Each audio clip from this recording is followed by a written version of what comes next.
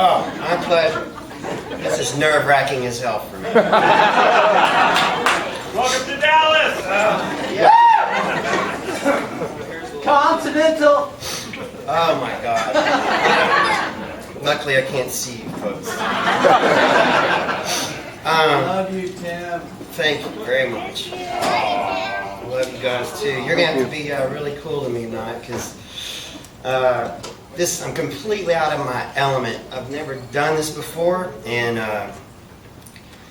this is when Jeff called me up. He said, "Man, would you like to come and open for Jon Anderson?"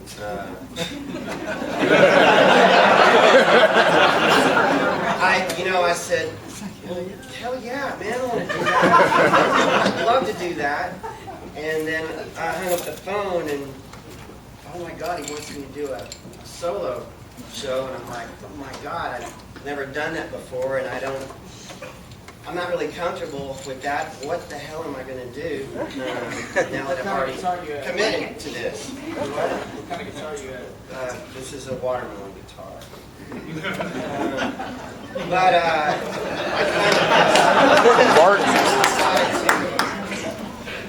to embrace it and go with it because, my God, I mean, Yes was a huge influence on me as a kid.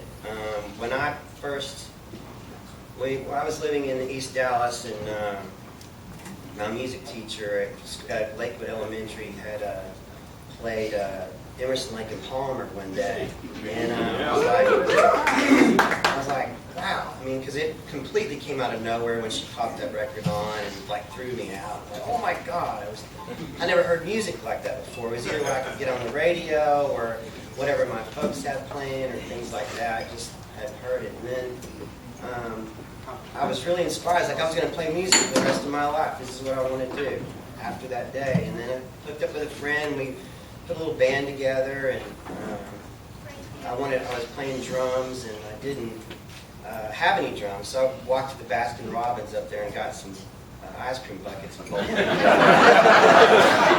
and painted them, and I made my drums, and we wrote a song and played for the class, a couple weeks later. And then, not too shortly after that, I got the big news, we're moving to Duncanville. I was like, wow, okay, cool. It seemed like it just happened, like they just kind of threw it on me, but I'm sure they'd been, working on it for like 6 months or so. But that's how I looked at it when you're, 10 years old or whatever. And so I get there, and I literally have cows next door to me. We live out in the middle of nowhere. It's like pastures and stuff, and I'm like, where are all the kids, and where's the neighborhood and all this stuff? And luckily behind my house, behind the creek, there were a couple of kids that lived back there, and on the left side it was the Fanchers, and John Fancher was a bit older than me, and his younger brother Drew, and then to the right it was Kevin Swanson, and one day I hooked up with those guys, and we were just kind of hanging out, and John said, hey, you want to listen to music? So he put on Fragile. I was like, oh my God, this is great. And I kind of just went over there every day after school, and we just listened to records and Close to the Edge, and it was just like all the Yes records, because this kid was a freak about it, and he had a Moog synthesizer, and he would play along his Polyphonic and I would sit there and go, what? He would call it Moog, and I go, why do you call it Moog? I go, you don't say good. And we'd go back and forth, and I'd aggravate the shit out of him, because I'm kind of known for doing that. A lot of people know I can be that way, but needless to say, I started to go buy my own albums, and they were my first full-on collection was all Yes albums, and it had a lot to do with John's voice. I loved his voice. I loved that music because it seemed, as a kid, it seemed so adventurous and just like a journey when you listen to songs, and not just like pop, music and real structured things. It was like I was going places when I heard that music. Yeah. And as a kid, when you're, when your mind's just exploring the world anyway, to hear that music and let it kind of help you along the way, it was really groundbreaking moment for me in my listening as a youth to music. And so I bought all the records, and from that moment on, I was like, by 12 years old, I'd gone through every Yes record, which I was pretty young to hit that music. And then trying to have a band playing that music was non-existent. No one could play that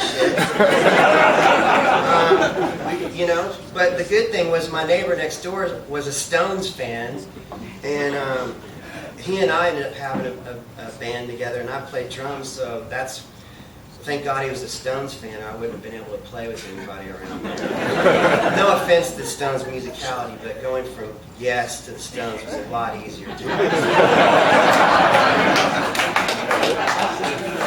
So, but, you know, I ended up being in bands in junior high and in high school, and then went into the heavy metal world, and I did it, but it was I was always identifying with the singers and the melody, and Jon was one of the first vocalists that could really kind of hone in with, besides the pop radio voices that were happening at the time. And of course I did the Beatles and all that, but it was something that I really dove in and sang along with, and then it kind of went from there. But it's an honor to be opening for this man, and for me, it's like I couldn't turn it down regardless.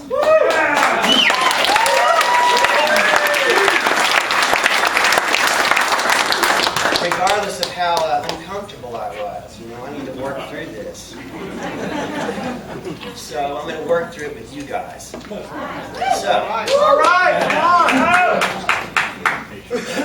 all right, so let's start this, and again, just bear with me if I tend to screw up. I mean, you can get, oh gosh, but just, I'll be all right,